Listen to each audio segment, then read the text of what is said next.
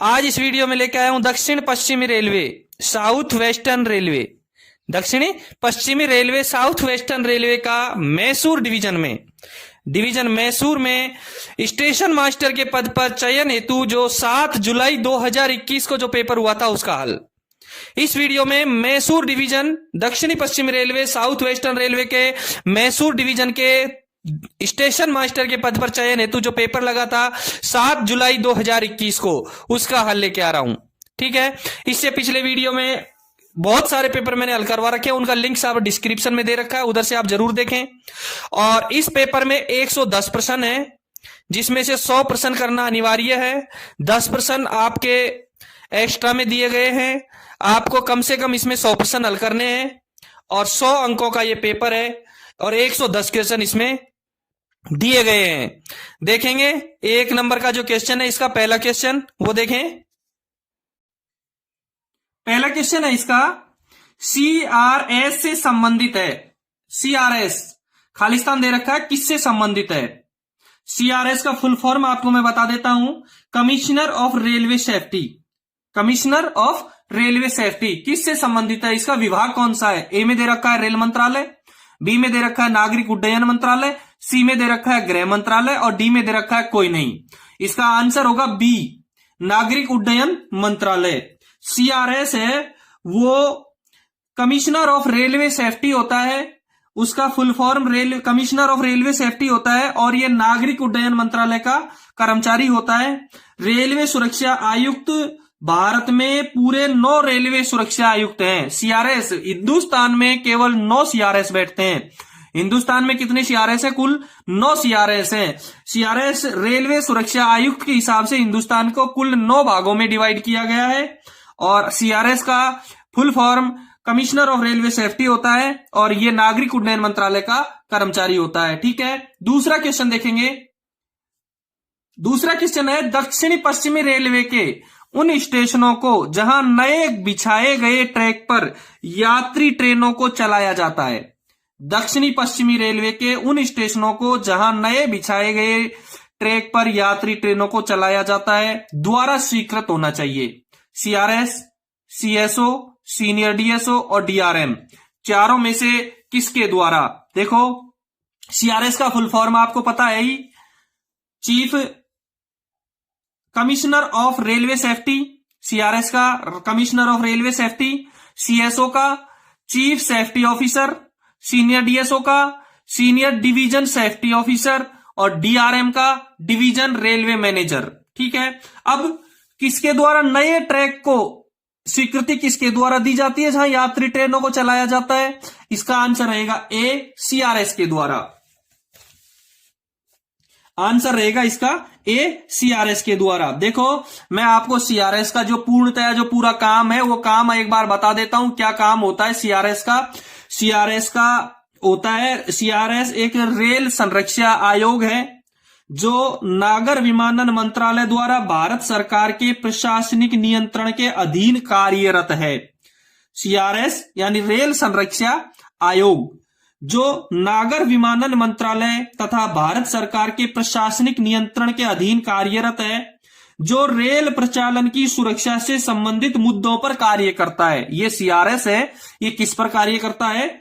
Rail प्रचालन की सुरक्षा से संबंधित मुद्दों पर कार्य करता है। और रेल अधिनियम 1989 में निर्धारित कतिपय संवैधानिक कार्यों से प्रभावित है।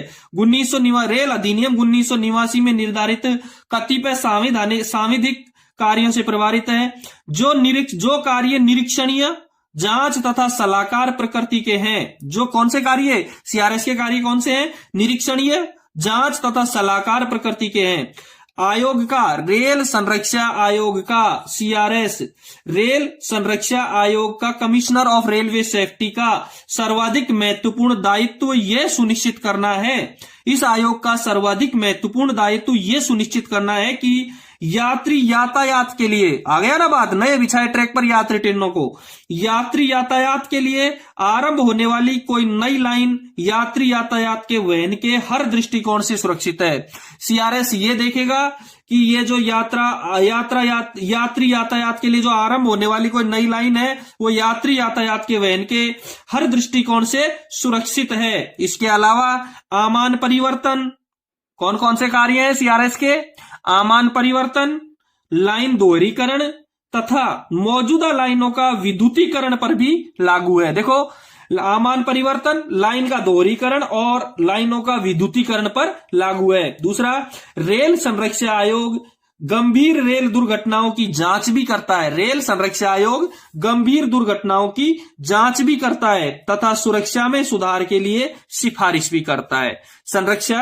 सुरक्षा में सुधार के लिए सिफारिश भी करता है। ठीक है, इसलिए दूसरे क्वेश्चन का आंसर रहेगा ए, सीआरएस। मैंने आपको डिक्लेयर कर दिया, पूरा क्लियर करवा दिया है कि सीआरएस के क्या क्या कार्य हैं और सीआरएस कौन होता है। ठीक है, 9 सीआरएस बैठते हैं हिंदुस्तान में। तीसरा क्वेश्चन देखेंगे। तीसरा क्वेश्चन है, लूप लाइन स्टार्टर सिग्नल दिखाएगा। मैं आपको बता दूं, यदि आपने लिंक डिस्क्रिप्शन में पुराने पेपरों के लिंक देखना चाहते हो तो सारे पेपरों के, बहुत सारे पेपर मैंने हल करवा रखे हैं, उनके सबके लिंक मैंने डिस्क्रिप्शन में दे रखे हैं, वहां से आप जरूर देखें। इन विभागीय परीक्षाओं में एक दूसरे पेपर के तोड़ मरोड़ करके प्रश्न जरूर आते हैं। ठीक है, देखें, यदि आपने चैनल अभी भी सब्सक्राइब नहीं किया है तो एक बार चैनल को सब्सक्राइब जरूर करें। तीसरा क्वेश्चन है, लूप लाइन स्टार्टर सिग्नल दिखाएगा। ए में हरा, बी में पीला एवं लाल, सी में हरा लाल एवं पीला और डी में कोई नहीं। देखो, स्टार्टर सिग्नल लूप लाइन के स्टार्टर में 2 एस्पेक्ट होते हैं, पीला और लाल। लूप लाइन के स्टार्टर में 2 एस्पेक्ट होते हैं, एक पीला और एक लाल एस्पेक्ट होता है। इसलिए तीसरे क्वेश्चन का आंसर रहेगा बी, लूप लाइन का स्टार्टर पीला एवं लाल सिग्नल दिखाएगा। ठीक है, चौथा क्वेश्चन देखेंगे। स्लिप साइडिंग का प्रावधान किया जाता है जब फॉलिंग ग्रेडियंट होता है। फॉलिंग ग्रेडियंट नीचे की तरफ ढलान होती है जब प्रावधान होता है स्लिप साइडिंग। ए में स्टेशन सेक्शन की ओर, बी में ब्लॉक सेक्शन की ओर, सी में ए व दोनों और डी में कोई नहीं। मैं पहले आपको इस स्लिप साइडिंग के बारे में थोड़ा सा समझा देता हूं। स्लिप साइडिंग के बारे में देखो, स्लिप साइडिंग उन स्टेशनों पर बनाई जाती है। स्लिप साइडिंग देखेंगे, स्लिप साइडिंग उन स्टेशनों पर बनाई जाती है जहां स्टेशन ऊंचाई पर बना हो। स्टेशन कहां? ऊंचाई पर बना हो और ब्लॉक सेक्शन की ओर अत्यधिक ढलान हो। दे रखा है ना, फॉलिंग ग्रेडियंट कहां हो? ब्लॉक सेक्शन की ओर फॉलिंग ग्रेडियंट हो, जिसके कारण स्टेशन पर रखे हुए किसी भी वाहन के ब्लॉक सेक्शन, जिसके कारण स्टेशन पर रखे हुए किसी भी वाहन के ब्लॉक सेक्शन की ओर रोल होकर जाने की संभावना रहती है। स्लिप साइडिंग कहां बनाई जाती है? जब फॉलिंग ग्रेडियंट ब्लॉक सेक्शन की ओर हो, जिसके कारण स्टेशन पर रखे हुए किसी भी वाहन के ब्लॉक सेक्शन की ओर रोल होकर जाने की संभावना रहती हो। स्लिप साइडिंग हमेशा स्टेशन सेक्शन में ही बनाया जाता है। बहुत इंपॉर्टेंट क्वेश्चन है कि स्लिप साइडिंग हमेशा स्टेशन सेक्शन के अंदर ही बनाया जाएगा। स्लिप साइडिंग कहां बनाया जाएगा? हमेशा स्टेशन सेक्शन के अंदर ही बनाया जाएगा। ये ब्लॉक सेक्शन का बचाव करती है और स्लिप साइडिंग किसका बचाव करती है? ब्लॉक सेक्शन का। स्लिप साइडिंग का फॉलिंग ग्रेडियंट हमेशा ब्लॉक सेक्शन की ओर होगा। स्लिप साइडिंग हमेशा स्टेशन सेक्शन में बनाई जाएगी और स्लिप साइडिंग केवल ये हमेशा ब्लॉक सेक्शन का बचाव करती है। ठीक है, चौथे क्वेश्चन का आंसर आपको मिल गया, बी सही रहेगा। स्लिप साइडिंग का प्रावधान किया जाता है जब फॉलिंग ग्रेडियंट होता है ब्लॉक सेक्शन की ओर। चौथे का आंसर रहेगा बी, ब्लॉक सेक्शन। पांचवा क्वेश्चन देखेंगे। पांचवें क्वेश्चन में साथ ट्रेनों के आगमन के लिए निम्न में से कौन सी सुविधा की आवश्यकता होती है? एक स्टेशन पर साथ ट्रेनों को लेने के लिए, रिसीव कर रहे हैं, एक साथ ही कई ट्रेनों को रिसीव करने के लिए किसकी आवश्यकता होती है? ए में दे रखा है स्लिप साइडिंग, बी में दे रखा है कैच साइडिंग, सी में दे रखा है सैंडम्प और डी में दे रखा है स्टेशन सीमा। मैं आपको पांचवे में ए बी सी डी चारों में जो दे रखे हैं उनको सबके लिए अवगत करवा देता हूं, एक बार इनको सबको समझा देता हूं, फिर बाद में हम पांचवे का उत्तर ढूंढेंगे। ठीक है, ए में स्लिप साइडिंग दे रखी है, मैंने अभी समझाया है चौथे क्वेश्चन में स्लिप साइडिंग क्या होती है, इसलिए आपको स्लिप साइडिंग को समझाने की जरूरत नहीं है। और इसका क्वेश्चन का आंसर स्लिप साइडिंग भी नहीं है, क्योंकि उसमें फॉलिंग ग्रेडियंट ब्लॉक सेक्शन का बचाव करने के लिए क्वेश्चन था, इसमें साथ साथ ट्रेनों को आगमन में लेने की सुविधा के लिए पूछ रहा है, तो इसलिए स्लिप साइडिंग तो हो ही नहीं सकती है। स्लिप साइडिंग आपकी क्लियर है। बी में कैच साइडिंग दे रखी है। मैं आपको कैच साइडिंग के बारे में थोड़ा सा समझा देता हूं। कैच साइडिंग क्या होती है? देखो, कैच साइडिंग को परिस्थिति के अनुसार स्टेशन सीमा या ब्लॉक सेक्शन दोनों में कहीं भी लगाया जा सकता है। जो बी में कैच साइडिंग दे रखी है उसमें परिस्थिति के अनुसार स्टेशन सीमा या ब्लॉक सेक्शन दोनों में कहीं भी लगाया जा सकता है। जब यह स्टेशन सीमा में होती है, जो कैच साइडिंग है, जब स्टेशन सीमा में होती है तो पिछले ब्लॉक सेक्शन का बचाव करती है। ध्यान रहे, कैच साइडिंग जब स्टेशन सीमा में होती है तो पिछले ब्लॉक सेक्शन का बचाव करती है, और जब यह ब्लॉक सेक्शन में होती है तो ये स्टेशन सेक्शन का बचाव करती है। बहुत इंपॉर्टेंट क्वेश्चन है, महत्वपूर्ण क्वेश्चन है आपकी परीक्षा के लिए कि कैच साइडिंग जब स्टेशन सीमा में होती है तो पिछले ब्लॉक सेक्शन का बचाव करती है, और जब ये ब्लॉक सेक्शन में होती है तो ये स्टेशन सेक्शन का बचाव करती है। आवश्यकता अनुसार इसे ढलान वाले ब्लॉक सेक्शन में भी बनाया जा सकता है। आवश्यकता अनुसार कैच साइडिंग को ढलान वाले ब्लॉक सेक्शन में भी बनाया जा सकता है, तब इसे टेस्ट इंक्लाइंट कहेंगे। जब इसको ढलान वाले ब्लॉक सेक्शन में बनाया जाएगा तब इसे टेस्ट इंक्लाइंट कहेंगे। टेस्ट इंक्लाइंट कहेंगे, ठीक है। इसलिए बी इसका आंसर नहीं रहेगा। सी में दे रखा है सैंड हम्प, और सैंड हम्प सब जानते हैं, सैंड हम्प एक डेड एंड होता है। सैंड हम्प क्या होता है? एक डेड एंड होता है जिसको हम सिग्नल ओवरलैप का कार्य करता है। 120 मीटर की दूरी मानते हैं, उसको न होते हुए भी शंटिंग के लिए उसका यूज नहीं होता है। जब लूप लाइन का सिग्नल डाउन करते हैं तो वो पर्याप्त दूरी का काम करता है। इसलिए दो ट्रेन एक साथ लेने के लिए सैंड हम्प की आवश्यकता होती है। पांचवें क्वेश्चन का आंसर सी सही रहेगा।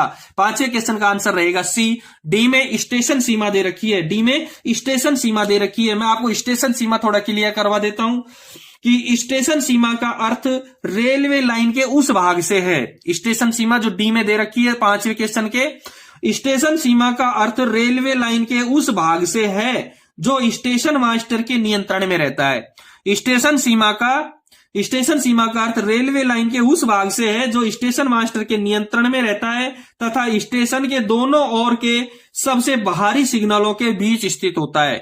स्टेशन के दोनों ओर के सबसे बाहरी सिग्नलों के बीच स्थित होता है, या विशेष अनुदेशों के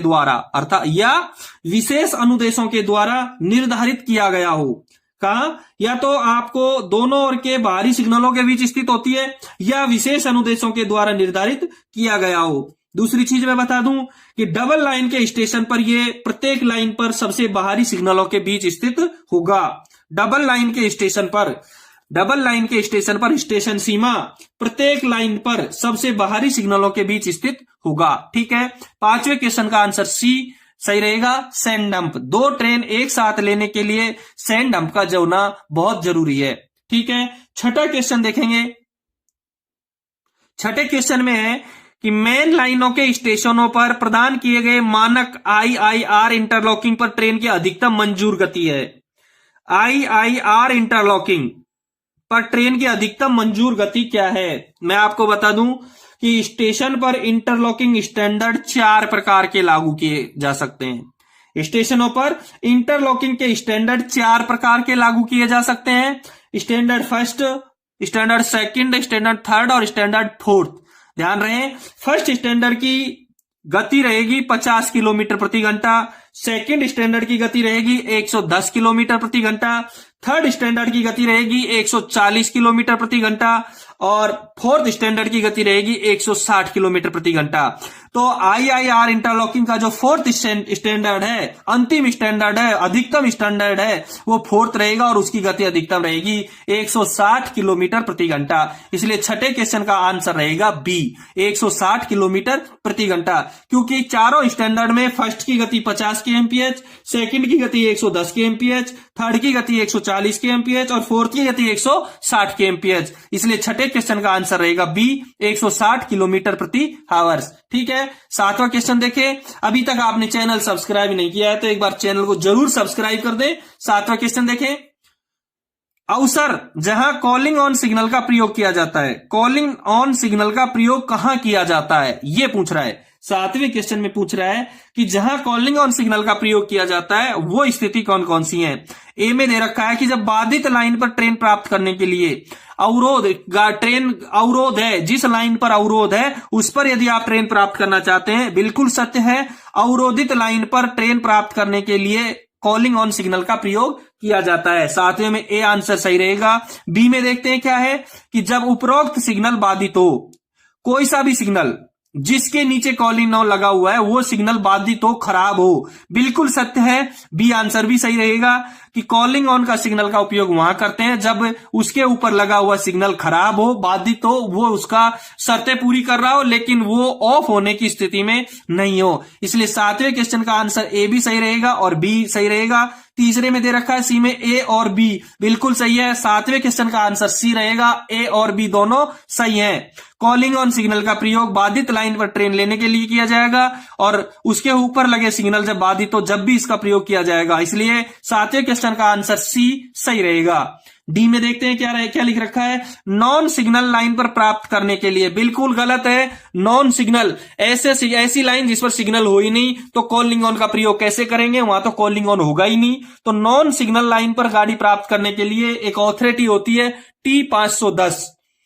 नॉन डी में 7वें क्वेश्चन के डी में दे रखा है नॉन सिग्नल लाइन पर गाड़ी प्राप्त करने के लिए, तो नॉन सिग्नल लाइन पर गाड़ी प्राप्त करने के लिए कॉलिंग ऑन सिग्नल होगा ही नहीं क्योंकि वहां तो सिग्नल है ही नहीं। तो इसके लिए एक ऑथोरिटी होती है T510। T510 calling on T510 driver को देकर के नॉन सिग्नल लाइन पर गाड़ी प्राप्त कर सकते हैं। ठीक है, 7वें क्वेश्चन का आंसर रहेगा सी, बाधित लाइन पर ट्रेन प्राप्त करने के लिए और उसके ऊपर लगे सिग्नल खराब होने के बाद में कॉलिंग ऑन सिग्नल का प्रयोग किया जाएगा। ठीक है, ए बी दोनों सही है, इसलिए सी आंसर 7वें का सही रहेगा। नेक्स्ट क्वेश्चन देखेंगे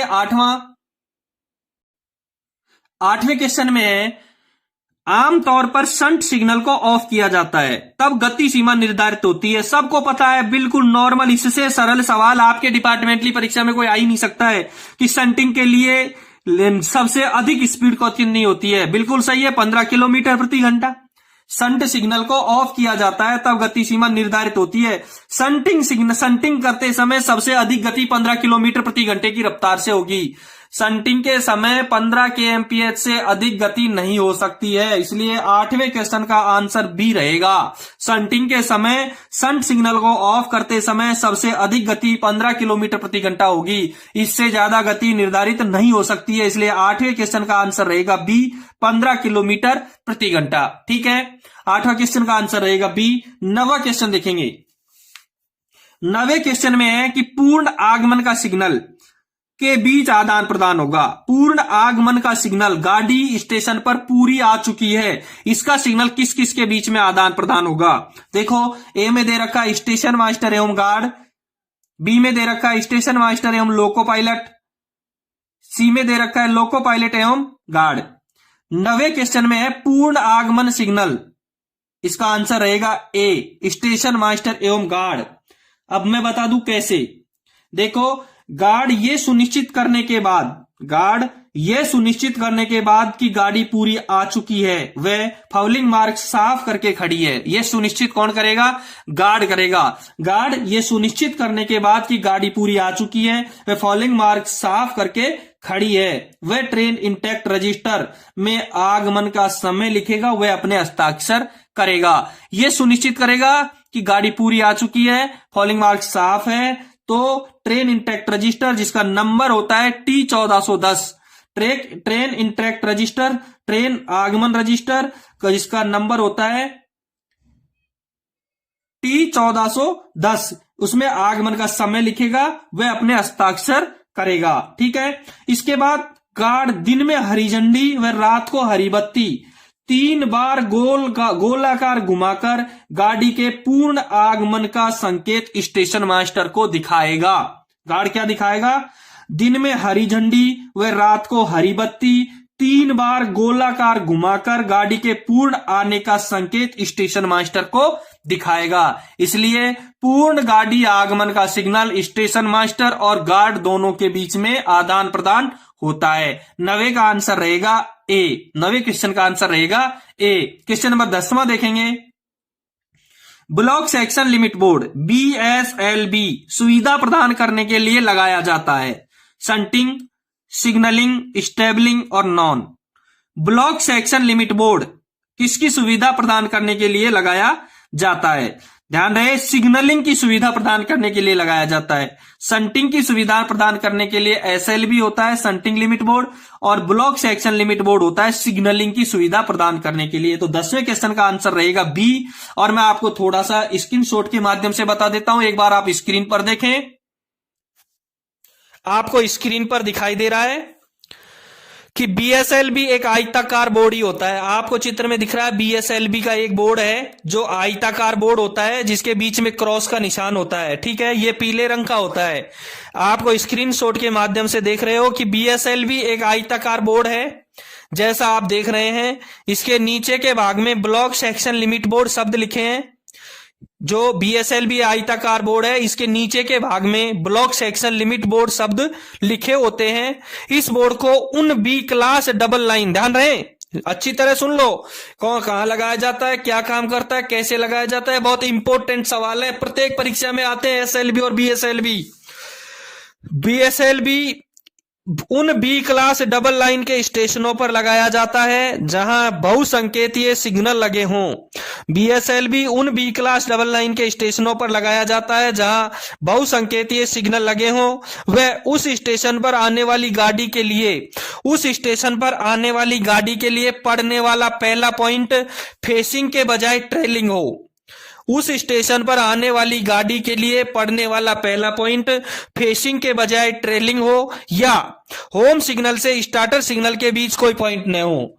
होम सिग्नल से स्टार्टर सिग्नल के बीच कोई पॉइंट न हो। इसे होम सिग्नल के अंदर कम से कम, ध्यान रहे, BSLB कहां लगाया जाएगा? होम सिग्नल के अंदर कम से कम 180 मीटर की दूरी पर।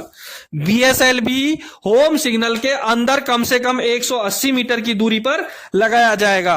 और यदि ट्रेलिंग पॉइंट हो तो उसके फॉलिंग मार्क के स्थान पर लगाया जाएगा। यदि पहले ट्रेलिंग पॉइंट हो तो उसके फॉलिंग मार्क के स्थान पर उसको BSLB को लगाया जाएगा। आपके अच्छी तरह समझ में आ गया हो। वीडियो को एक बार नहीं, कई बार देखें, 2-3 बार देखें।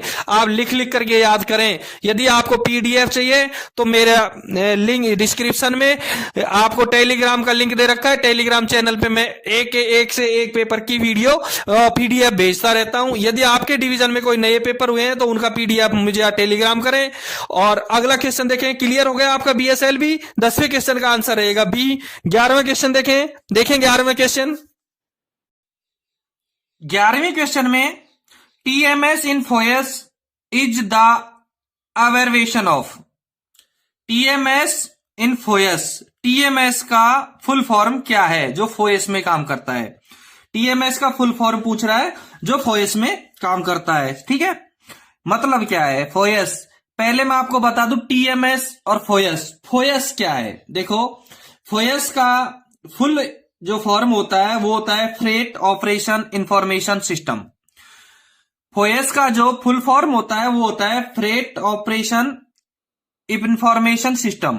अब इसमें 2 भाग होते हैं FOIS के 2 भाग होते हैं। एक होता है RMS और एक होता है TMS। अब ये पूछ रहा है 11वें में कि TMS क्या है। 11वें में पूछ रहा है TMS क्या है। FOIS के 2 भाग होते हैं, एक RMS होता है, एक TMS होता है। RMS का फुल फॉर्म होता है रैक मैनेजमेंट सिस्टम, और TMS का जो फुल फॉर्म होता है वो होता है टर्मिनल मैनेजमेंट सिस्टम। 11वें का उत्तर हो गया B, टर्मिनल मैनेजमेंट सिस्टम। ठीक है, RMS का full form rack management system और TMS का full form terminal management system. अब मैं आपको क्लियर करवा दूं RMS। देखो, RMS ऑपरेशन पोर्शन के हैंडल करता है। RMS ऑपरेशन पोर्शन को हैंडल करता है और TMS है वो लेन देन को, वाणिज्यिक लेन देन से संबंधित है। टर्मिनल मैनेजमेंट सिस्टम है वो वाणिज्यिक लेन देन से सिस्टम है FOIS का, और RMS है वो ऑपरेशन पोर्शन को हैंडल करता है। देखो, RMS के क्या कार्य है, TMS के क्या कार्य है, ये भी मैं आपको क्लियर करवा दूं। RMS यार्ड और मालगाड़ी संचालन संबंधित विभिन्न परिचालन कार्यों का कंप्यूटरीकरण करता है। RMS यार्ड और मालगाड़ी संचालन संबंधी विभिन्न परिचालन कार्यों का कंप्यूटरीकरण करता है। आरएमएस दूसरा क्या काम करता है? Rake management system. Control office yard, माल शेड, लोको शेड, कैरिज व वैगन डिपो से डेटा इकट्ठा करता है। कंट्रोल ऑफिस से, यार्ड से, माल शेड से, लोको शेड से, कैरिज व वैगन डिपो से डेटा इकट्ठा करने का कार्य है आरएमएस का। तीसरा काम क्या है? ट्रेन और स्टॉक एक्सचेंज का कार्य है। ट्रेन और स्टॉक एक्सचेंज का कार्य है आरएमएस का। चौथा कार्य क्या है? लोको होल्डिंग, आउटेज और पावर ऑनलाइन का डाटा इकट्ठा करता है। लोको होल्डिंग, आउटेज और पावर ऑनलाइन का डाटा इकट्ठा करता है। देखो, लोको होल्डिंग, आउटेज और पावर ऑनलाइन ये मैंने पिछले पेपर में हल करवा रखा है, पूरा डिक्लेयर करवा रखा है, अच्छी तरह बता रखा है, वो आप वहां से देख लेना। आरएमएस का अगला काम है लापता या गलत डिलीवरी किए गए वैगन का डाटा इकट्ठा करना। कई बार क्या होता है, लापता हो जाते हैं वैगन, कंप्यूटर से उड़ जाने के बाद मिलते नहीं है, उनका डाटा इकट्ठा करता है आरएमएस। दूसरा, गलत डिलीवरी हो जाती है, उनका डाटा इकट्ठा करता है आरएमएस। और अब जो टीएमएस दे रखा है फोएस में, इस टीएमएस जो टर्म बी में, टीएमएस के जो 11 बी में है, देखो टर्मिनल मैनेजमेंट सिस्टम, इसके जो क्या काम है ये मैं आपको क्लियर करवा देता हूं।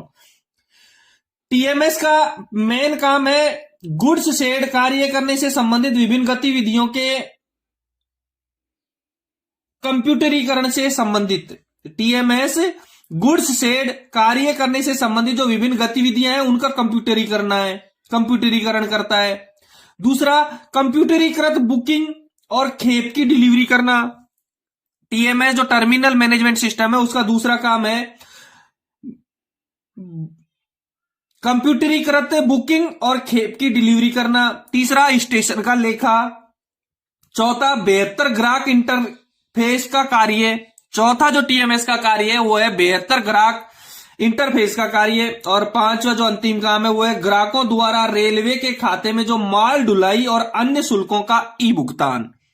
टीएमएस का मैंने पहले बता दिया था, आरएमएस तो ऑपरेशन से संबंधित है, टीएमएस वाणिज्य से संबंधित है, पैसे से संबंधित है।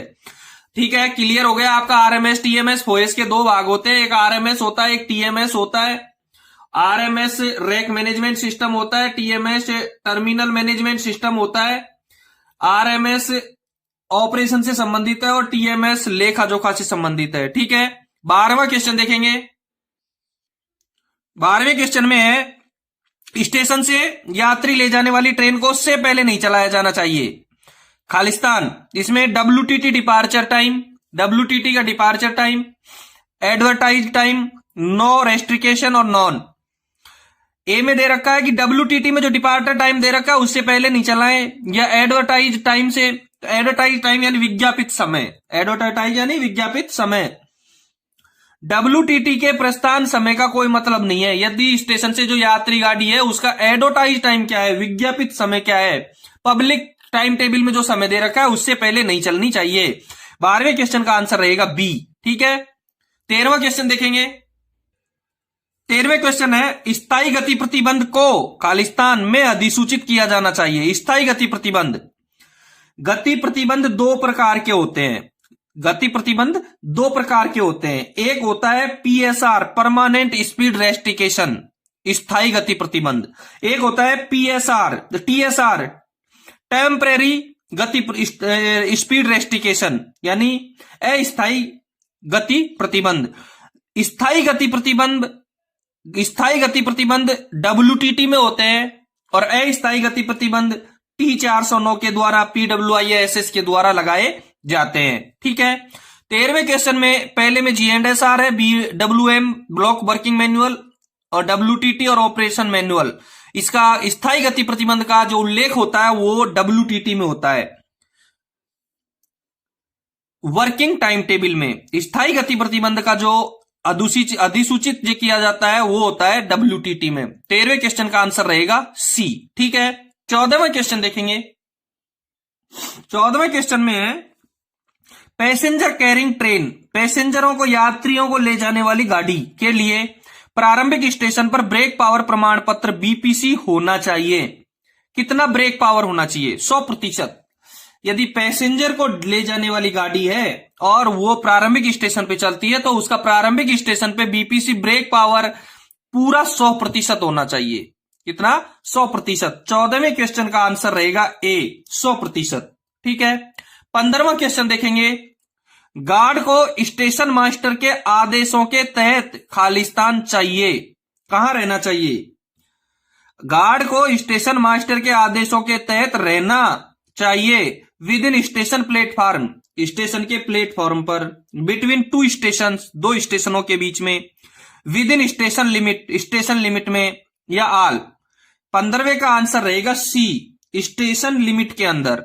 गार्ड को स्टेशन मास्टरों के आदेशों के तहत स्टेशन लिमिट के अंदर रहना चाहिए। 15वें क्वेश्चन का आंसर रहेगा सी, स्टेशन लिमिट। ठीक है, विद इन स्टेशन लिमिट। 15वां क्वेश्चन हो गया आपका सी। 16वां क्वेश्चन देखेंगे। मैं 16वें क्वेश्चन से पहले एक बार बता दूं, यदि आपने चैनल को सब्सक्राइब नहीं किया है तो एक बार चैनल को सब्सक्राइब करें। बहुत सारे प्रश्न पत्र मैंने हल करवा रखे हैं, उनका लिंक सबका इस वीडियो के डिस्क्रिप्शन में दे रखा है, उधर से आप जरूर देखें। विभागीय परीक्षाओं के जो प्रश्न पत्र हैं वो एक दूसरे के तोड़ मरोड़ करके प्राप्त होते हैं। ये जो पेपर है ये 7 जुलाई 2021 को मैसूर डिवीजन का पेपर है। ठीक है। 16वां क्वेश्चन देखेंगे। 16वें क्वेश्चन में, यदि एक मालगाड़ी अपने निर्धारित समय पर नहीं आती है, एक मालगाड़ी है, सेक्शन में यदि मालगाड़ी होती है वो अपने निर्धारित समय पे स्टेशन पर ब्लॉक सेक्शन क्लियर करके नहीं आती है, तो स्टेशन मास्टर को पीछे वाले एसएम, पीछे वाले स्टेशन मास्टर और सेक्शन कंट्रोलर से खालिस्तान दे रखा है, समय जोड़कर सूचना प्राप्त करनी चाहिए। इसका मतलब है कि मालगाड़ी ब्लॉक सेक्शन में कितने समय पे, निर्धारित समय के कितने समय तक नहीं आने पर उसको ओवरड्यू माना जाएगा। मेन क्वेश्चन ये है कि मालगाड़ी निर्धारित समय पर नहीं आती है, जो उसका निश्चित समय मालगाड़ी का सेक्शन का टाइम है ब्लॉक सेक्शन का, उसको क्लियर करके कितने टाइम पर नहीं आती है तो उसको ओवरड्यू मानी जाएगी। और 16वें का आंसर रहेगा ए, वो बी, सी, 20 मिनट तक। एक मालगाड़ी ब्लॉक सेक्शन में निर्धारित समय के 20 मिनट बाद में ओवरड्यू मानी जाएगी। मालगाड़ी निर्धारित समय से 20 मिनट में। 16वें क्वेश्चन का आंसर रहेगा सी। दूसरी चीज क्लियर करवाऊं कि सवारी गाड़ी का निर्धारित समय के 10 मिनट बाद, मालगाड़ी को निर्धारित समय के 20 मिनट बाद और सवारी गाड़ी को निर्धारित समय के 10 मिनट बाद ओवरड्यू माना जाएगा। सवारी गाड़ी को निर्धारित समय के 10 मिनट बाद में ओवरड्यू माना जाएगा और मालगाड़ी को निर्धारित समय के 20 मिनट बाद ओवरड्यू माना जाएगा। 16वें क्वेश्चन का आंसर रहेगा सी। 17वां क्वेश्चन देखें। 17वें क्वेश्चन में है, रेल दुर्घटनाओं को खालिस्तान से श्रेणीगत किया गया है। एक चीज ध्यान रहे कि रेल दुर्घटनाएं 16 भागों में वर्गीकृत की गई हैं। जो रेल की दुर्घटनाएं हैं उनको 16 भागों में वर्गीकृत किया गया है, 16 भागों में डिवाइड किया गया है। नंबरिंग नहीं की गई है। ये ए में दे रखा है A to Z including R and P, excluding R and P, A to R excluding I and O। बिल्कुल B इसका सही रहेगा। A से R तक श्रेणीबद्ध किया गया। रेल दुर्घटनाओं को 16 प्रकार की रेल दुर्घटनाएं होती हैं। रेल दुर्घटनाओं को 16 भागों में डिवाइड किया गया है। A से R तक इसकी नंबरिंग की गई है, जिसमें I और O को छोड़ा गया है। रेल दुर्घटनाओं को 16 भागों में डिवाइड किया गया है, जिनका नामकरण A से R तक दिया गया है और जिसमें I और O इंक्लूडिंग नहीं है। इसलिए 17वें का आंसर रहेगा बी। 18वां क्वेश्चन देखेंगे। 18वां क्वेश्चन है, श्रेणी H दुर्घटना का अर्थ है। H में दुर्घटना का अर्थ है जो दुर्घटनाएं A to Z हो, A से R तक की दुर्घटनाएं होती है, उसमें H का मतलब क्या होता है, यानी H श्रेणी में कौन सी दुर्घटना ली गई है। इसका देख लें। Sabotage, train passing signal at danger, train entering into catch siding और नॉन, ये दिया गया है। ठीक है। H का मतलब है train passing signal at danger, SPAD. यदि ट्रेन डेंजर सिग्नल में पास होती है, एंट्री कर जाती है, उसको हम H दुर्घटना के अंतर्गत गणेंगे। उस दुर्घटना को किस में गिनेंगे? H दुर्घटना में। यानी स्पाड का जो दुर्घटना है वो श्रेणी H में सम्मिलित है। इसलिए 18वें का आंसर रहेगा B, train passing signal at danger. श्रेणी H दुर्घटना का अर्थ है train passing signal at danger. ठीक है। 18वां क्वेश्चन क्लियर है, 20 का सही है। 19वां क्वेश्चन देखेंगे। एकल निकास स्टेशन से, एक सिंगल साइडिंग एकल निकास स्टेशन से एमआरवी का टर्न आउट समय क्या है? एमआरवी, पहले मैं एमआरवी का फुल फॉर्म बता दूं, मेडिकल रिलीफ व्हीकल या वैन, मेडिकल रिलीफ वैन या व्हीकल। एकल निकास स्टेशन से एमआरवी का टर्न आउट समय इसका रहेगा 25 मिनट। 19वें क्वेश्चन का आंसर रहेगा सी, 25 मिनट। एमआरवी सिंगल साइडिंग से एमआरवी का टर्न आउट समय रहेगा 25 मिनट। 19वें का आंसर रहेगा सी। 20वां क्वेश्चन देखेंगे। 20वें क्वेश्चन में है automatic stop signal. Automatic stop signal Khalistan द्वारा नियंत्रित किया जाता है। ऑटोमेटिक स्टॉप सिग्नल किसके द्वारा नियंत्रित किया जाता है? स्टेशन मास्टर के द्वारा नहीं किया जाता है क्योंकि वो तो ऑटोमेटिक है। ब्लॉक इंस्ट्रूमेंट के द्वारा नहीं किया जाता है क्योंकि वो तो ऑटोमेटिक है। पैनल के द्वारा नहीं किया जाता है क्योंकि वो तो ऑटोमेटिक है। किसके द्वारा किया जाएगा? ट्रेन मूवमेंट के द्वारा। ऑटोमेटिक स्टॉप सिग्नल वहां लगे होते हैं जहां ऑटोमेटिक सिग्नल व्यवस्था होती है, और वो ऑटोमेटिक सिग्नल व्यवस्था सिग्नलिंग सिस्टम के से काम करती है। सारे सिग्नलिंग सेक्शन वहां ब्लॉक सेक्शन नहीं होते हैं। ऑटोमेटिक स्टॉप सिग्नल जहां लगे होते हैं वहां ब्लॉक सेक्शन नहीं होते हैं, वहां होते हैं सिग्नलिंग सेक्शन जो ट्रैक सर्किट से जुड़े होते हैं। वो किससे जुड़े होते हैं? ट्रैक सर्किट से। और ट्रैक सर्किट से जो जुड़े होते हैं वो ट्रेन मूवमेंट पर नियंत्रित होते हैं। जो भाग ट्रैक सर्किट से जुड़े होते हैं वो ट्रेन मूवमेंट से जुड़े होते हैं। 20वें क्वेश्चन का आंसर रहेगा D. Automatic stop signal controlling होते हैं ट्रेन मूवमेंट से। ठीक है, 20वें का आंसर रहेगा सी, वो डी, ट्रेन मूवमेंट। 21वां क्वेश्चन देखेंगे। स्टेशन वर्किंग नियम खालिस्तान के बाद नया जारी होना चाहिए। स्टेशन वर्किंग नियम, स्टेशन वर्किंग रूल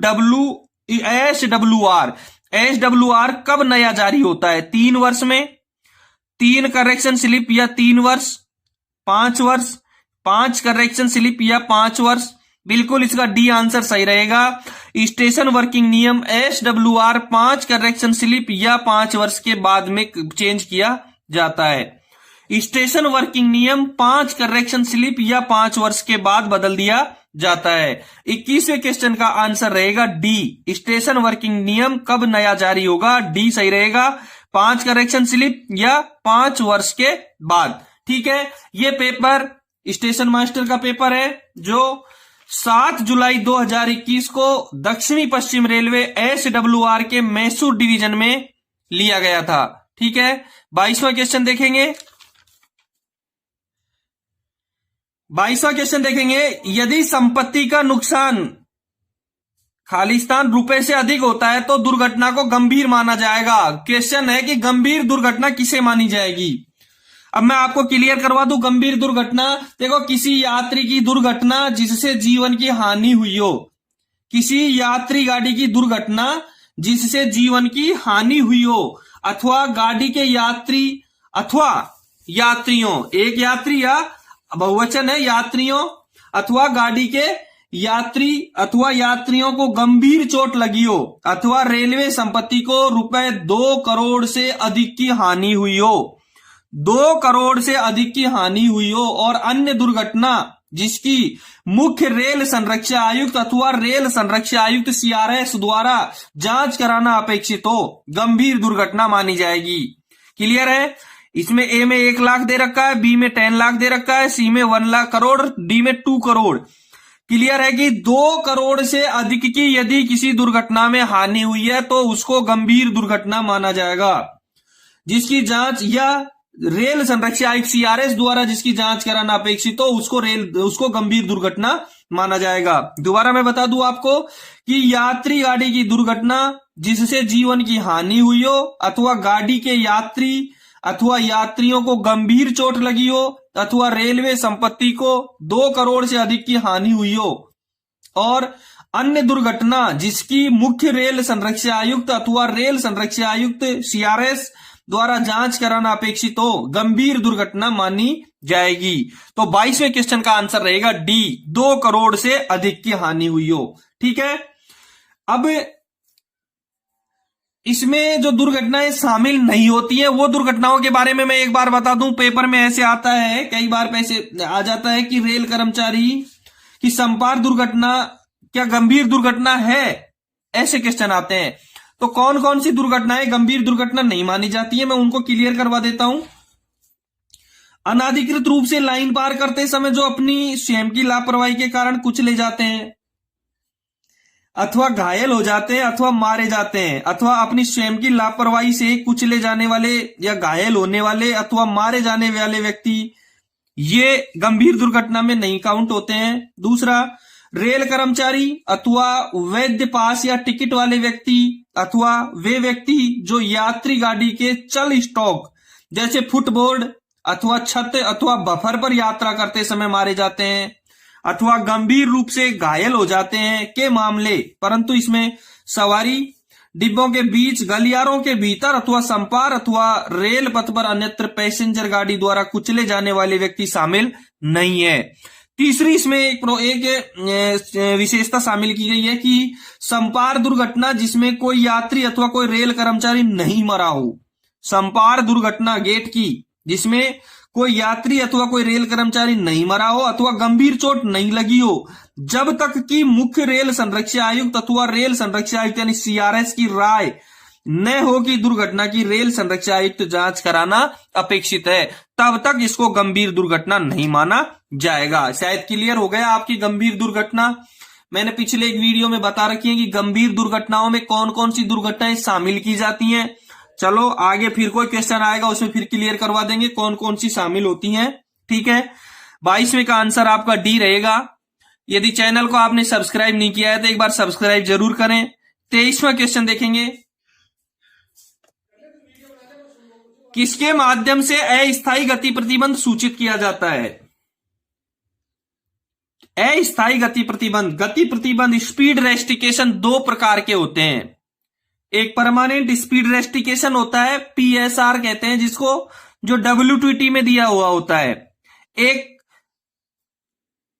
अस्थायी गति प्रतिबंध होता है टेम्पररी स्पीड रेस्ट्रिक्शन टीएसआर, जो कॉशन ऑर्डर के द्वारा दिया जाता है। स्थायी गति प्रतिबंध डब्ल्यूटीटी में होता है और अस्थायी गति प्रतिबंध कॉशन ऑर्डर में होता है। इसलिए 23वें क्वेश्चन का आंसर रहेगा सी, कॉशन ऑर्डर। अस्थायी गति प्रतिबंध कॉशन ऑर्डर से सूचित किया जाता है। ठीक है, 23वां सवाल का क्वेश्चन का आंसर रहेगा सी। 24वां क्वेश्चन देखेंगे, सेमी ऑटोमेटिक सिग्नल जब ऑटोमेटिक सिग्नल के रूप में काम करता है तो यह के द्वारा पहचाना जाता है। सेमी ऑटोमेटिक सिग्नल जब ऑटोमेटिक सिग्नल के रूप में काम करेगा तो ए मार्कर प्रदीप्त रहेगा, जला हुआ ए मार्कर रहेगा। सेमी ऑटोमेटिक सिग्नल जब ऑटोमेटिक सिग्नल के रूप में काम करेगा तो उसका जो चिन्ह है, चित्र है, वो ए मार्कर जला हुआ दिखाई देगा। 24वें क्वेश्चन का आंसर रहेगा बी, ए मार्कर प्रदीप्त। ए मार्कर बोर्ड कब रहेगा? जब वो ऑटोमेटिक सिग्नल का, किसी ऑटोमेटिक सिग्नल का चिन्ह है ए मार्कर। ऑटोमेटिक का चिन्ह क्या है? ए मार्कर, और ए मार्कर जला हुआ। Semi automatic signal automatic signal में काम करेगा तो ए मार्कर जला हुआ दिखाई देगा, प्रदीप्त दिखाई देगा। 24वें का बी आंसर सही रहेगा। 25वां क्वेश्चन देखेंगे, दोहरी लाइन पर पॉइंट स्टेशन पर किसी रेलगाड़ी के आगमन के तुरंत बाद ब्लॉक लाइन पर अनिवार्य रूप से सेट किया जाना चाहिए। पॉइंट, दोहरी डबल लाइन का स्टेशन है, कोई रेलगाड़ी आ गई, उसके तुरंत बाद ब्लॉक लाइन पर अनिवार्य रूप से सेट किया जाना चाहिए। दोहरी लाइन पर कौन सा पॉइंट सेट किया जाना चाहिए अनिवार्य रूप से गाड़ी आने के बाद में? इसका आंसर रहेगा डबल लाइन का रियर और सिंगल लाइन का रियर और फ्रंट दोनों। सिंगल लाइन में दोनों तरफ के पॉइंट अवरुद्ध लाइन के विरुद्ध दोनों तरफ के पॉइंट सेट करने अनिवार्य है, और दोहरी लाइन में केवल रियर पॉइंट सेट करना अनिवार्य है। दोहरी लाइन में पॉइंट स्टेशन पर रेलगाड़ी के आगमन के तुरंत बाद ब्लॉक लाइन का पिछला जो पॉइंट है, रियर पॉइंट, वो सेट करना अनिवार्य है, और सिंगल लाइन में रियर और फ्रंट दोनों पॉइंट सेट करने अनिवार्य है। ठीक है, 25वें का आंसर रहेगा ए। 26वां क्वेश्चन देखेंगे, सिंगल यात्रा टिकट धारक कितना किलोमीटर की दूरी के लिए ब्रेक यात्रा मार्ग में ही अनुमत है? ब्रेक जर्नी, सिंगल यात्रा टिकट धारक को ब्रेक जर्नी कितने किलोमीटर के बाद में अनुमत है? सीधा सा आंसर है 500 किलोमीटर के बाद में। 26वें का आंसर रहेगा डी, 26वें क्वेश्चन का आंसर रहेगा डी, सिंगल यात्रा टिकट को 500 किलोमीटर की दूरी के लिए ब्रेक जर्नी मार्ग में ही अनुमत है। 26वें का आंसर रहेगा डी। यहां तक आपके डिपार्टमेंटली क्वेश्चन थे, कुछ वो क्लियर हो गए। अब एक 27वें क्वेश्चन के लिए देखेंगे। 27वें क्वेश्चन के लिए एक पैराग्राफ दे रखा है, उस पैराग्राफ को पढ़ करके read the following paragraph to answer the next question. 27वें क्वेश्चन के लिए ये एक पैराग्राफ दिया गया है, इस पैराग्राफ को पढ़ करके इसका आंसर देना है। मैं आपको इसका पैराग्राफ पढ़ा करके आंसर बता देता हूं, फिर आप अपने हिसाब से चूज करें। Tailgate means the first vehicle is being followed very closely by another. Tailgate means, tailgate का मतलब है the first vehicle is being followed, कि पहले वाहन का बारी पीछा करना, बीइंग फॉलोड वेरी क्लोजली, बारीकी से, बाय अनदर, दूसरे वाहन के द्वारा। टेलगेट का मतलब है कि पहले वाहन का दूसरे वाहन द्वारा बहुत बारीकी से पीछा किया जा रहा है। Tailgate means the first vehicle is being followed very closely by another. Tailgate means, tailgate का मतलब है the first vehicle is being followed, पहले वाहन का पीछा किया जा रहा है, वेरी क्लोजली, बहुत बारीकी से, बाय अनदर, दूसरे के द्वारा। टेलगेट का मतलब है कि पिछले वाहन का दूसरे द्वारा बहुत बारीकी से पीछा किया जा रहा है। Tailgating another vehicle is unsafe and illegal. Tailgating another vehicle is unsafe and illegal. Tailgate एक असुरक्षित और अवैध वाहन है, पीछे जो वाहन आ रहा है वो असुरक्षित और अवैध, इलीगल, अवैध है। Many rear end collisions are caused by drivers following too close to the vehicle in front of them. Many rear end collision, कई रियर एंड टक्कर, कॉज्ड बाय ड्राइवर्स, ड्राइवरों के कारण, followed too close to the vehicle in front of them, उनके सामने वाहन के बहुत अधिक नजदीक होने के कारण होती हैं। कई रियर एंड टक्कर ड्राइवरों द्वारा उनके सामने वाहन के बहुत अधिक बंद या क्लोज होने के कारण होती हैं, बहुत अधिक नजदीक होने के कारण होती हैं। कई रियर एंड टक्कर ड्राइवर्स फॉलो टू, ड्राइवर द्वारा उनके सामने वाहन के बहुत अधिक नजदीक होने के कारण होती हैं।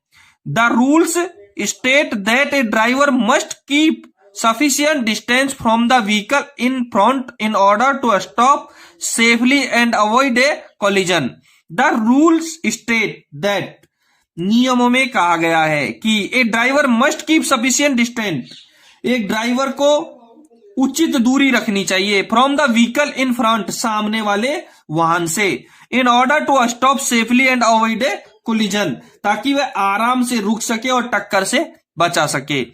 The rules state that a driver, नियमों के आधार में कहा गया है, नियमों में कहा गया है कि driver must keep sufficient distance, driver को एक पर्याप्त दूरी रखनी चाहिए, from the vehicle in front, सामने वाले व्हीकल से, वाहन से, in order to stop safely and avoid collision, ताकि आराम से रुक सके और टक्कर से बचा सके। Driver should allowed a minimum 2 seconds gap between their vehicle and the one ahead.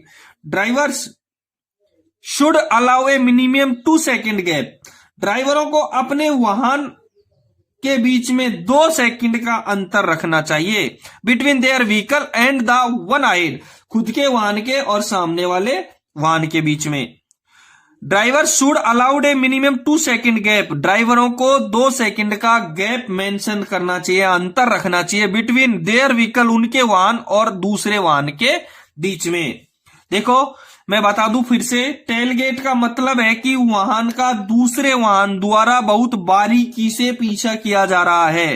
Tailgating another vehicle is unsafe and illegal, tailgate एक असुरक्षित और अवैध वाहन है। Many rear end collisions are caused by drivers following too close to the vehicle in front of them, कई rear end टक्कर ड्राइवरों द्वारा उनके सामने वाहन के बहुत अधिक नजदीक होने के कारण होती हैं। The rules state that a driver must keep sufficient distance from the vehicle in front in order to stop safely and avoid collision. नियमों में कहा गया है कि ड्राइवर को सामने वाले वाहन से पर्याप्त दूरी रखनी चाहिए, ताकि वह आराम से रुक सके और टक्कर से बचा सकें। Drivers should allowed a minimum 2 second, ड्राइवरों को 2 सेकेंड का गैप बिटवीन, 2 सेकेंड का गैप चाहिए बिटवीन के बीच में their vehicle and the one ahead, ड्राइवरों को अपने वाहन और आगे वाले वाहनों के बीच कम से कम 2 सेकेंड का अंतर रखना चाहिए। ये इससे पैराग्राफ का अर्थ है। अब इसमें क्या क्या दे रखा है वो देख लें आप। ए में दे रखा है, अच्छा, tailgate another vehicle is unsafe because, tailgate एक और वाहन असुरक्षित है क्योंकि, टेलगेट और एक वाहन असुरक्षित है क्यों, it may not allow sufficient time and space to stop and avoid a collision, it may not allow sufficient time, एक पर्याप्त समय की अनुमति नहीं दे सकता है, एंड स्पेस जगह का, to stop and avoid a collision, यह एक पर्याप्त समय और स्थान को रोकने और टक्कर से बचने की अनुमति नहीं दे सकता है। बिल्कुल करेक्ट है कि इन टेलीगेट वाहन एक पर्याप्त समय और स्थान को रोकने और टक्कर से बचने की अनुमति नहीं देता है क्योंकि उनके बीच में बिल्कुल closed to the vehicle in front of them, यानी कि बिल्कुल नजदीक से चल रहा है तो टाइम देता ही नहीं है। बिल्कुल सही है। Driver may feel bored and distracted, bored and distracted, driver bore हो जाता है और अपने को विचलित महसूस कर सकता है। It is against the road rules, ये सड़क नियमों के खिलाफ है। अगेंस्ट द रोड रूल्स सड़क नियमों के खिलाफ है। It is always reckless practice, ये हमेशा रेकलेस अभ्यास होता है, एक मतलब रद्दी, केयरलेस रेकलेस अभ्यास होता है, ये हमेशा एक रेकलेस अभ्यास होता है। ठीक है, बिना जिम्मेदारी वाला अभ्यास होता है। ठीक है, तो 27वें का आंसर रहेगा ए। इसमें है कि टेलगेट एक और वाहन असुरक्षित है क्योंकि यह पर्याप्त समय और स्थान को रोकने और टक्कर से बचने की अनुमति नहीं दे सकता है। 27वें का ए आंसर सही रहेगा। 28वां क्वेश्चन देखेंगे। 28वें में है आरडीएसओ का प्रधान कार्यालय कहां है? Head office of RDSO. पहले बता दूं आरडीएसओ की फुल फॉर्म क्या होती है? Research design and standard organisation. RDSO की फुल फॉर्म रहेगी research design and standard organisation और इसका हेड ऑफिस है लखनऊ में। 28वें क्वेश्चन का आंसर रहेगा ए, इसका आंसर ए सही रहेगा। आरडीएसओ का हेड ऑफिस है लखनऊ में। आरडीएसओ का हेड ऑफिस कहां है? लखनऊ में है। ठीक है, दूसरी चीज, आरडीएसओ की जो स्थापना है वो 1957 में हुई थी। आरडीएसओ की स्थापना 1957 में हुई है और ये रेल मंत्रालय के लिए ही कार्य करता है। आरडीएसओ किसके लिए कार्य करता है? रेल मंत्रालय के लिए कार्य करता है। ठीक है, 28वें क्वेश्चन का आंसर रहेगा ए। 29वां क्वेश्चन देखेंगे। आई खालिस्तान दे रखा है, फिर दे रखा है टेनिस एवरीडे और ए में प्ले, बी में प्लेइंग, सी में एम प्लेइंग और डी में am play. Every day present tense का वाक्य है। वर्ब की फॉर्म दे रखी है। आई के साथ प्रेजेंट टेंस में फर्स्ट फॉर्म यूज होगी। I play tennis every day, मैं हर दिन टेनिस खेलता हूं। आई प्ले, मैं खेलता हूं टेनिस, टेनिस एवरी डे, प्रतिदिन, मैं प्रतिदिन टेनिस खेलता हूं। प्रेजेंट इंडेफिनेट है इसलिए प्ले फर्स्ट फॉर्म काम आएगी। आई के साथ में फर्स्ट फॉर्म काम आएगी। एवरी डे दे रखा है इसलिए प्रेजेंट इंडेफिनेट टेंस का यूज होगा। ठीक है, 29वां क्वेश्चन देखेंगे। 29वें में ए सही है। 30वां क्वेश्चन देखेंगे नेक्स्ट। 30वें क्वेश्चन से पहले मैं एक बार बता दूं आपको, यदि आपने चैनल को सब्सक्राइब नहीं किया है तो एक बार सब्सक्राइब जरूर कर दें। ठीक है, देखें 30वां क्वेश्चन। 30वें क्वेश्चन में how many students in your class have, और रिक्त स्थान दे रखा है from village. How many students, कितने छात्र, इन योर क्लास हैव, आपकी कक्षा में, हैव कम दे रखा है, आए फ्रॉम विलेज, गांव से। आपकी कक्षा में कितने छात्र गांव से आए हैं? परफेक्ट टेंस का वाक्य है और सीधी सी बात है, हैव दे रखा है, हैव के साथ वर्ब की थर्ड फॉर्म काम आएगी। हैव के साथ वर्ब की थर्ड फॉर्म काम आएगी और थर्ड फॉर्म कम, केम, कमिंग, कम, इसका मतलब कम है। कम, केम, कम, कम, केम, कम, कम फर्स्ट फॉर्म है, केम सेकंड फॉर्म है और कर्म थर्ड फॉर्म काम में आएगी, तो इसका सी आंसर सही रहेगा। How many students in your class have come from village. आपकी कक्षा में कितने विद्यार्थी गांव से आए हैं। आपकी कक्षा में कितने विद्यार्थी गांव से आए हैं। इसका आंसर सही रहेगा, हैव के साथ वर्ब की थर्ड फॉर्म काम आएगी। ठीक है, 30 का आंसर रहेगा सी। 31वां क्वेश्चन देखेंगे। She is beautiful, she is beautiful खालिस्तान हर, वह है सुंदर, हर उससे, वह उससे सुंदर है। अब तुलना कर रखा है, तुलनात्मक वाक्य है। देखो टू, देन और विद, तीनों चारों दे रखे हैं। यदि हम इसका यूज करें टू का तो क्या अर्थ निकलेगा इसका। सी इज ब्यूटीफुल टू हर, वह उसके लिए सुंदर है, वह उसके लिए सुंदर है। देन का जब यूज करेंगे, सी इज ब्यूटीफुल देन हर, वह उसके बाद सुंदर है। और इस देन का प्रयोग करेंगे तो आएगा सी इज ब्यूटीफुल देन हर, वह उससे सुंदर है। और विद का जब यूज करेंगे तो आएगा सी इज ब्यूटीफुल विद हर, वह उसके साथ सुंदर है। तो सबसे अच्छा जो प्रयोग हो रहा है, सबसे अच्छा अर्थ निकल रहा है, वो निकल रहा है देन से। सी इज ब्यूटीफुल देन हर, वह उससे सुंदर है, तुलना कर रहा है। तो 31वें का आंसर रहेगा देन, सी इसका आंसर रहेगा, वह उससे सुंदर है, तुलनात्मक वाक्य है। ठीक है, 32वें का सी, 30वें का सी, 31वें का सी। 32वां क्वेश्चन देखेंगे। आई खालिस्तान वेटिंग, वेटिंग, ठीक है। आईएनजी फॉर्म कंटिन्यूस का टेंस है, कंटिन्यूस का वाक्य है। For you in the office for the last 2 hours, for the last 2 hours, पिछले 2 घंटे से। आई वेटिंग, पिछले 2 घंटे से इंतजार कर रहा हूं। प्रेजेंट परफेक्ट कंटिन्यूस का टेंस है। इस वाक्य में प्रेजेंट परफेक्ट कंटिन्यूस टेंस है और प्रेजेंट परफेक्ट कंटिन्यूस में आई के साथ हैव बीन का यूज होगा। आई के साथ किसका यूज होगा, हैव बीन का। आई हैव बीन वेटिंग, मैं इंतजार कर रहा हूं। फॉर यू आपका, इन द ऑफिस ऑफिस में, फॉर द लास्ट 2 आवर्स पिछले 2 घंटे से। I have been waiting for you in the office for the last 2 hours, मैं पिछले 2 घंटे से आपका ऑफिस में इंतजार कर रहा हूं। आई के साथ हैव बीन का यूज होगा, आई के साथ सी। 32वें का आंसर रहेगा सी। 33वां क्वेश्चन देखेंगे। The ticket grants admission, the ticket grants admission, ticket permission देता है, आज्ञा देता है प्रवेश का। द शो, अब इसमें क्या यूज होगा, टू। यदि हम इसमें टू का यूज करते हैं तो होता है वाक्य the ticket grants admission to the show, ticket show में प्रवेश देता है, टिकट शो में प्रवेश देता है। The ticket grants admission by the show, by का यूज करते हैं तो क्या होगा, the ticket grants admission by the show, ticket show द्वारा प्रवेश देता है, टिकट शो द्वारा प्रवेश देता है।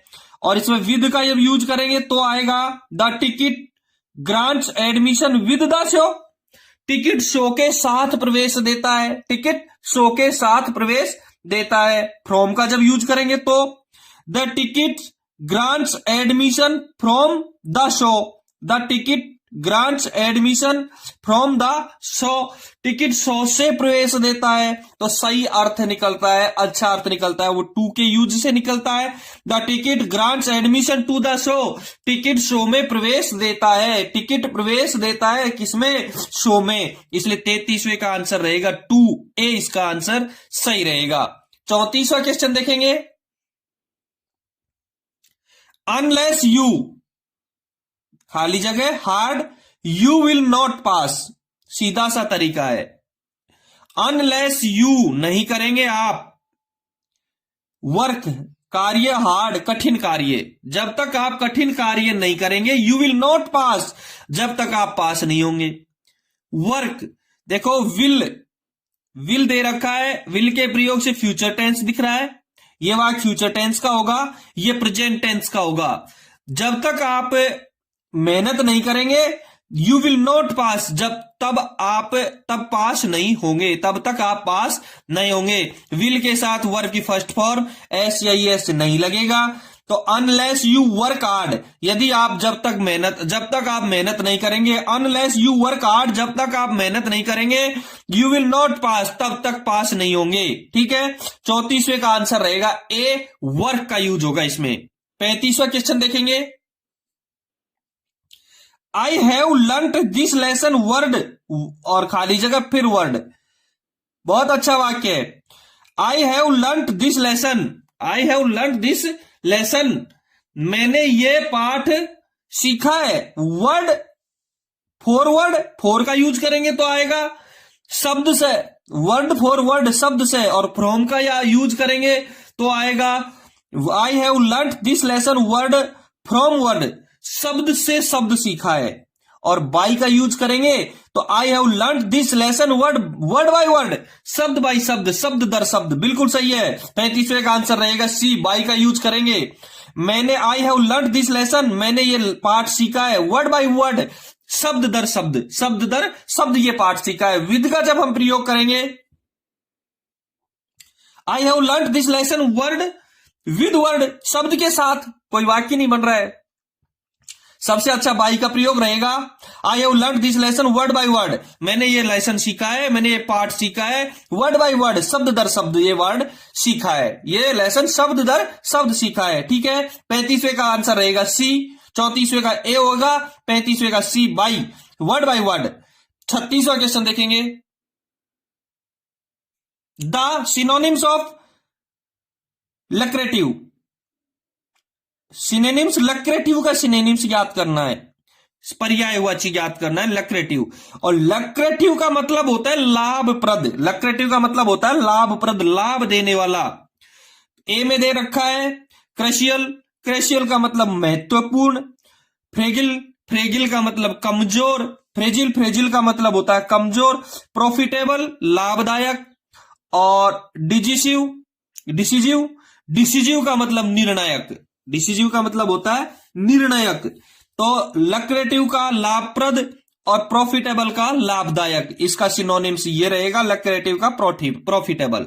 ठीक है, पर्यायवाची लाभप्रद का लाभदायक। सबसे पहले हमको वाक्य का हिंदी आना चाहिए, यदि हमको मीनिंग याद है, और हिंदी में यदि हमको कुछ याद है, अंग्रेजी का हम हिंदी वर्जन कर सकते हैं, तो हम अंग्रेजी के पूरे क्वेश्चन आसानी से सॉल्व कर सकते हैं। ठीक है, एक बात मैं बोल दूं, यदि आपने चैनल सब्सक्राइब नहीं किया तो एक बार चैनल को जरूर सब्सक्राइब करें। पिछले बहुत सारे वीडियो इस चैनल के मैंने डाल रखे हैं, सबका लिंक डिस्क्रिप्शन में दे रखा है, वो आप जरूर देखें।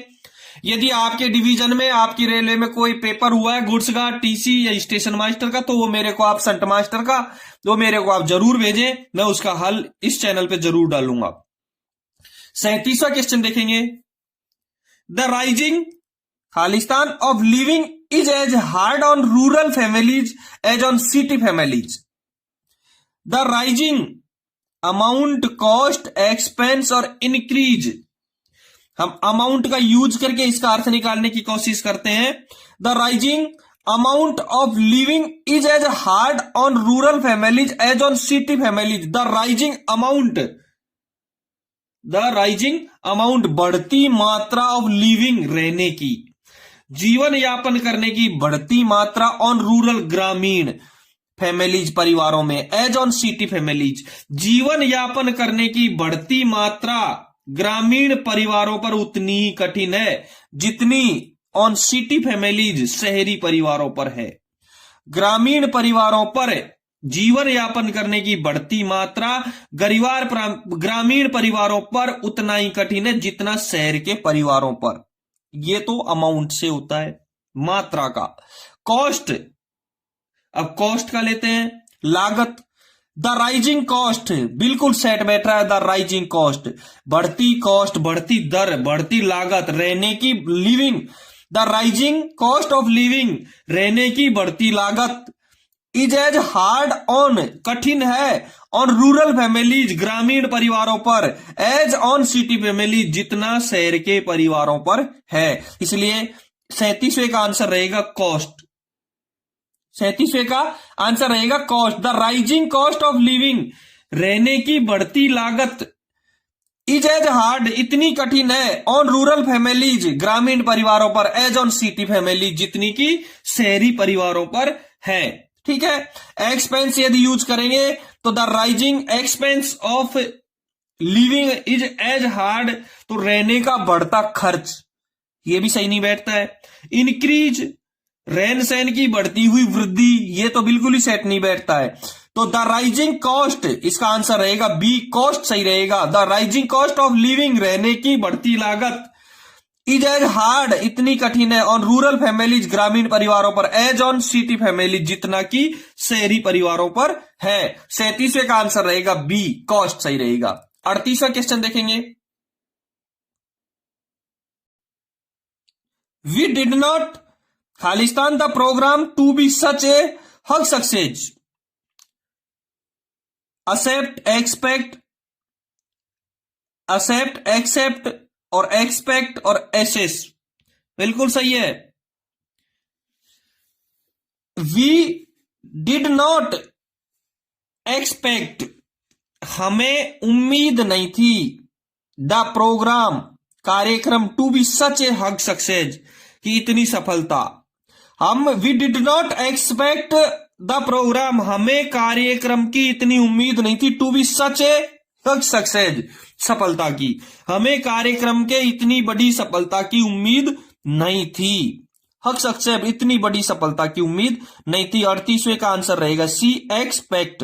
वी डिड नॉट एक्सपेक्ट, हमें द प्रोग्राम, हमें उम्मीद नहीं थी कार्यक्रम की, टू बी सच ए हक सक्सेस, इतनी बड़ी सफलता की, हमें कार्यक्रम के इतनी बड़ी सफलता की उम्मीद नहीं थी। ठीक है, 38वें का आंसर रहेगा सी। 39वां क्वेश्चन देखेंगे। The pen mightier than the sword, बिल्कुल सही है, देन द स्वॉर्ड, तलवार से। द पेन प्रेजेंट का वाक्य है, इज सिंगुलर में काम आएगा। The pen mightier than the sword, कलम तलवार से अधिक शक्तिशाली होती है। इज, द पेन इज है, द पेन एक पेन है, माइटर शक्तिशाली, देन द स्वॉर्ड तलवार से अधिक, इज का यूज होगा। 39वें क्वेश्चन का ए आंसर सही रहेगा। The pen is mightier than the sword, एक पेन, कलम, एक कलम तलवार से अधिक शक्तिशाली होती है। ठीक है, 39वें का आंसर रहेगा इज ए। 40वां क्वेश्चन देखेंगे।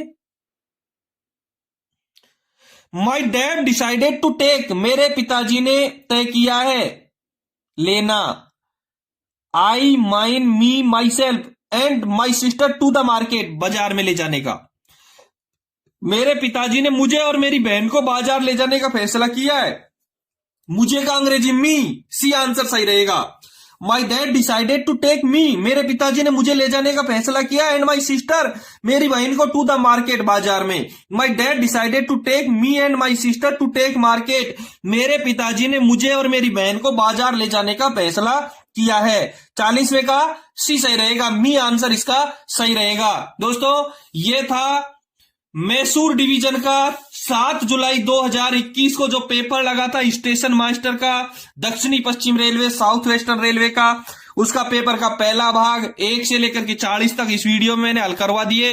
41 से आगे के प्रश्न अगले वीडियो में हल करवाऊंगा। ठीक है, यदि आपके पास कोई पेपर पड़ा है या हुआ है, वो आप मेरे को जरूर भेजें। जिसने अभी चैनल को सब्सक्राइब नहीं किया है, एक बार चैनल को सब्सक्राइब जरूर करें। 41 क्वेश्चन के लिए देखेंगे अगला वीडियो। धन्यवाद।